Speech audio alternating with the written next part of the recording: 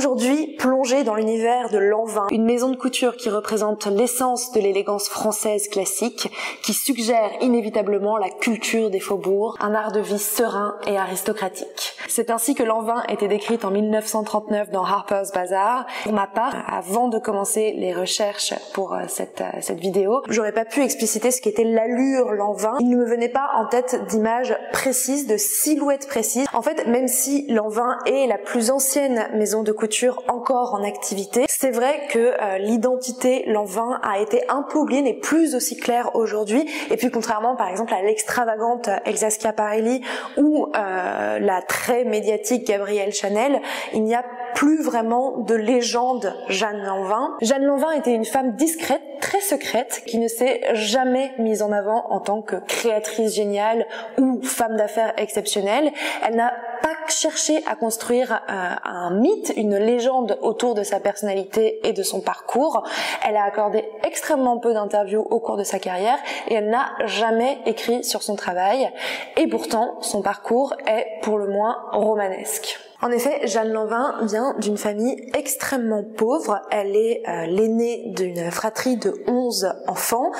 Elle a dû commencer à travailler à 13 ans. Elle est vraiment entrée dans le monde de la mode par la petite porte puisque à ses débuts, on l'appelait la petite omnibus puisqu'en fait, elle était chargée de faire des commissions à travers toute la ville. Et en fait, elle était extrêmement ambitieuse, extrêmement travailleuse. Elle a très rapidement été remarquée pour son sens de l'harmonie, pour sa capacité à, donc dans un premier temps, à concevoir des chapeaux. Elle était modiste, donc fabricante de chapeaux. Elle a très vite en fait grimpé les échelons, passant d'une maison de couture à une autre, et déjà à 18 ans, elle était considérée comme une modiste exceptionnelle. Et en fait, elle n'a que 22 ans quand elle crée sa marque, donc en 1889. Donc au départ, c'était une marque de chapeaux, et elle va connaître un succès assez foudroyant. En 4 ans à peine, elle passe donc de locaux qui sont situés dans 2 chambres de bonne côte à côte sous les toits à une boutique rue Saint-Honoré. La façon dont Jeanne Lanvin en est venue à la confection de vêtements est très jolie et elle est en fait assez importante pour comprendre vraiment l'identité de la marque. En fait, Jeanne Lanvin a eu un grand amour, le grand amour de sa vie qui a en fait changé sa vie, changé sa carrière et en fait changé l'histoire de la mode. Et ce grand amour, c'est sa fille Marguerite qui est née en 1897, donc quand Jeanne Lanvin avait finalement déjà 30 ans. Elle s'est en fait très rapidement séparée du père de la petite fille, donc elle s'est séparée de lui quand elle avait 6 ans. Elle a élevé seule sa fille et en fait elle avait déjà à 30 ans un commerce qui fonctionnait extrêmement bien, un mode de vie très confortable et elle a tout offert à sa fille, donc les écoles les plus prestigieuses à Paris, mais surtout elle lui a fait faire des tenues absolument extraordinaire et en fait les anciens camarades de classe de Marguerite ont témoigné de la façon dont en fait l'arrivée de la petite Marguerite à l'école chaque jour était un véritable événement, comment toutes les mères regardaient la petite fille, attendaient qu'elle enlève son manteau pour découvrir la tenue du jour. Et en fait c'est grâce aux encouragements de ces mères de la haute bourgeoisie qui entouraient Jeanne Lanvin qu'elle va se décider à lancer sa marque. Ça se passe en 1908. Elle commence d'abord par une ligne enfant et en fait très rapidement les mères veulent les mêmes vêtements que leurs filles et donc après quelques mois de ligne enfant, elle crée déjà une ligne pour adultes, une ligne femme. Cette histoire est devenue centrale dans l'identité de la maison et ce lien entre une mère et sa fille est devenu l'emblème de Lanvin, le cœur à la fois de toutes les publicités au début de la marque, dans les premières années de la marque. Et en 1924, finalement, cette relation mère-fille est devenue le logo officiel de l'entreprise, dessiné par Paul Iribe. Et aujourd'hui encore, lorsqu'on ouvre le site internet de Lanvin, on est accueilli par Jeanne et Marguerite qui tournoient sur elles-mêmes.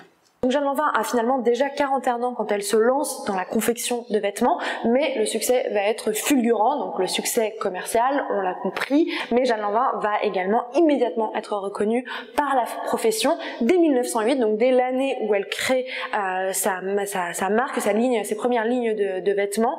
Elle est en couverture des modes, qui est l'un des magazines les plus importants de l'époque en matière de mode. On la retrouve aussi dans la garde-robe de toutes les femmes les plus élégantes de cette période. Par exemple, parmi ces femmes, il y a Madame Combes-Saint-Macary. Sa garde-robe est en grande partie conservée au musée Galliera et on retrouve plusieurs pièces de Jeanne Lanvin que cette femme, cette grande amatrice de mode, a acquises dès les premières années de la marque. Et en fait, la simple description de cette robe, par exemple, qui appartenait à donc la fameuse Madame Combes-Saint-Macary, va vous donner, je pense, rapidement une idée des raisons du succès immédiat de Jeanne Lanvin. Attention, c'est presque un poème. Mousseline de soie noire rehaussée de fils métalliques or, sous-tache à décor vermiculé, galon en lamé or sous-taché, fond en taffetas de soie noire et satin de soie rose. Vous l'avez compris, Jeanne Lanvin était absolument passionnée par les beaux tissus, par les tissus les plus luxueux. Elle aimait les très beaux tissus, elle aimait aussi le travail du textile, le travail le plus complexe et le plus raffiné du textile. En fait, Jeanne Lanvin a eu plus de 1000 ouvrières à ses ordres, et pour vous donner une idée, aujourd'hui même dans les plus grandes maisons de couture, il y a maximum une centaine d'ouvriers et ouvrières au service d'une maison. Jeanne Lanvin en avait plus de 1000, c'est vous donner une idée de la quantité de travail qu'il fallait effectuer sur chacune des pièces que la maison Lanvin produisait. Et la grande spécialité de la maison, c'était la broderie. Et là, je laisse Sophie Grossior vous parler de cette tradition de la broderie chez Lanvin, de l'importance de la broderie dans cette maison. C'est un tailleur du soir de l'été 37. On est devant la quintessence du style Lanvin, devant cette pièce. Les boléros brodés en perles argentées ou en paillettes sont vraiment une marque de fabrique de Jeanne Lanvin dans les années 30. Alors ici, on en a un bon exemple avec ce décor de rinceaux et on voit à travers la broderie, en fait, l'utilisation d'une perle, donc ivoire, qui est posée sur un fond argenté. Donc ça, c'est une technique qu'on retrouve assez souvent chez Jeanne Lanvin, dont les ateliers de broderie étaient en fait installés au sein de la maison. Elle avait 3 ateliers de broderie et ces ateliers ont produit des véritables merveilles très très tôt. La broderie est vraiment une spécialité de Jeanne Lanvin très tôt, dès les années 10. Et on va arriver dans les années 10 et les années 20 à ce qu'on a appelé les robes bijoux, qui sont donc agrémentées de pans brodés et qui sont fixés au poignet et qui font comme un bijou qui s'ajoute à la robe. Les années 20, c'est vraiment l'âge d'or de la broderie. Il y a le krach de 1929. Beaucoup de maisons ont beaucoup de difficultés et donc la broderie tombe en désuétude. Mais Jeanne Lanvin n'abandonne jamais vraiment la broderie. Dans la deuxième moitié des années 30, elle n'est évidemment pas la seule à proposer de la broderie. On pense immédiatement à Schiaparelli. Mais c'est intéressant de dire que chez Jeanne Lanvin, il y a une permanence vraiment de cette utilisation de la broderie et qu'elle l'a vraiment jamais abandonnée. Le savoir-faire chez Lanvin était donc inégalé, mais les créations de Jeanne Lanvin n'étaient cependant jamais vraiment tapageusement luxueuses, outrancièrement précieuses. Et elle-même, dans l'une des rares interviews qu'elle a données, a défini sobrement sa recherche ainsi: faire du simple qui soit très beau. Toutes ces créations vont se démarquer par cette ligne extrêmement épurée. Ce sont vraiment toujours donc des pièces qui ne crient jamais « regardez-moi », mais dont, quand on s'en approche, on saisit le travail, le savoir-faire qui est à l'œuvre, qui a été à l'œuvre pour les créer. Et cette œuvre qui se trouve derrière moi est un très bon exemple de ce travail qui est effectué soit sur la transparence, soit sur le matelassage, sur le surpiquage, sur vraiment tout ce travail du textile qu'on retrouve toujours chez Jeanne Lanvin, finalement de cette sobriété extrêmement raffinée. Alors ici, on est devant la robe Phèdre. qui date de l'hiver 33-34 et qui est tout à fait caractéristique de ce classicisme des années 30, avec un rallongement des robes et surtout cette coupe en biais qui est extrêmement favorisée par l'utilisation du satin et qui permet donc des effets de sophistication qui sont vraiment propres aux années 30.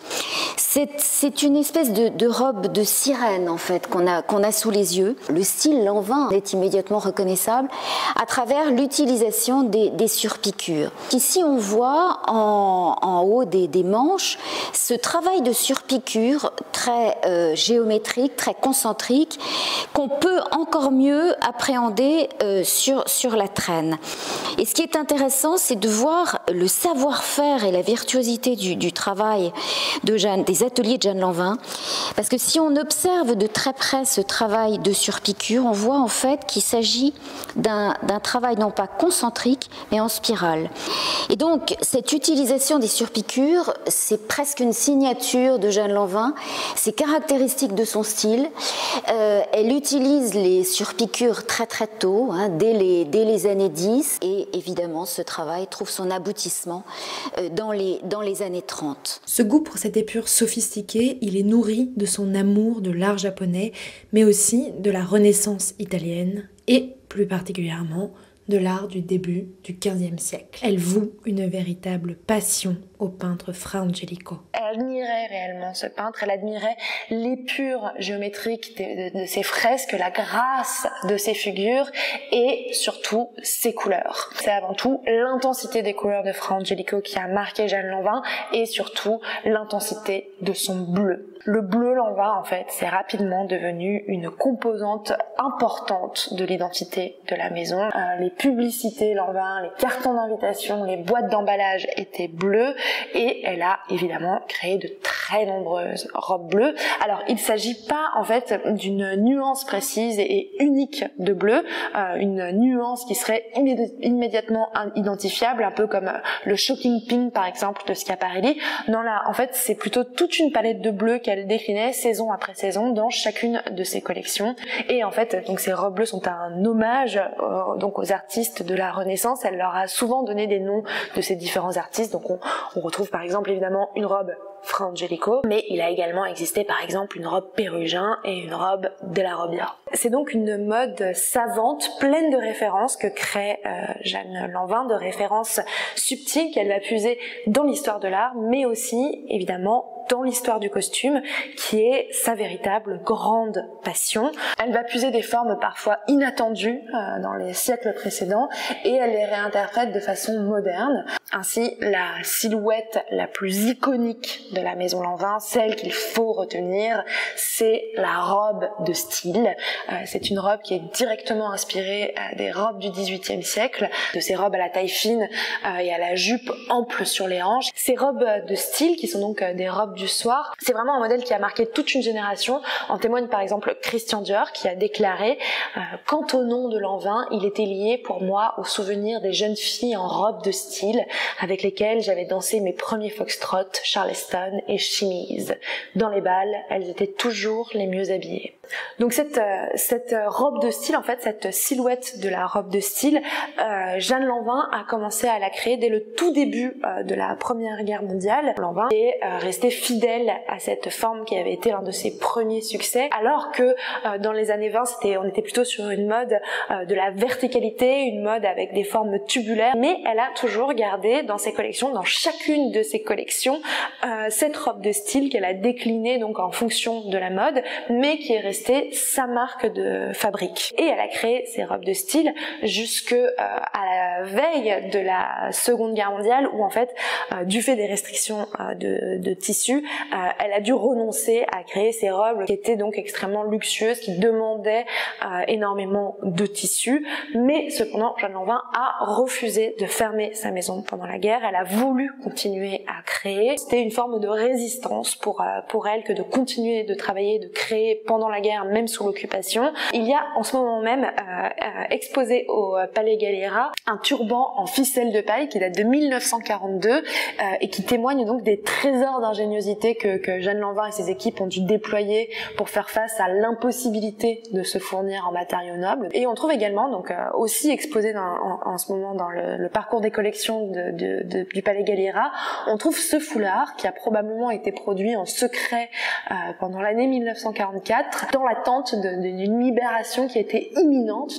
Donc c'est un foulard aux couleurs du drapeau français qui montre un oiseau libéré de sa cage et donc qui est orné des mots liberté chérie, donc des mots tirés du 6e couplet de la Marseillaise. La maison Jeanne Lanvin reste donc ouverte pendant toute la Seconde Guerre mondiale et Jeanne Lanvin en fait s'éteint l'année après la guerre en 1946. Elle a presque 80 ans et elle est toujours à la tête de sa maison quand elle meurt. La fille de Jeanne Lanvin va reprendre les rênes. Marguerite Lanvin reprend la direction de la maison Lanvin et en fait la maison Lanvin est aujourd'hui la plus ancienne maison de couture encore en activité. J'espère que cette vidéo sur Jeanne Lanvin vous aura permis d'un peu mieux saisir qui était Jeanne Lanvin, qui était cette figure donc discrète mais géniale. J'espère que vous aurez un peu mieux saisi en quoi consiste le style Lanvin. Évidemment, c'est impossible de tout aborder, mais vous trouverez des ressources pour aller plus loin en description de cette vidéo. Et puis, on se retrouve le mois prochain pour un nouvel épisode d'Exceptionnel, donc pour un nouveau portrait d'une artiste femme dont l'œuvre est conservée dans les collections des musées de la ville de Paris. Ciao!